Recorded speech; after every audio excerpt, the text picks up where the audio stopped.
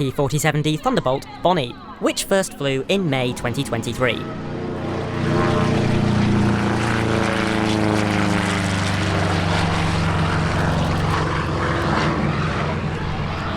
It's the only Republic-built Razorback P-47 currently in an airworthy condition, and one of a very small number of flying Razorback Thunderbolts of any kind.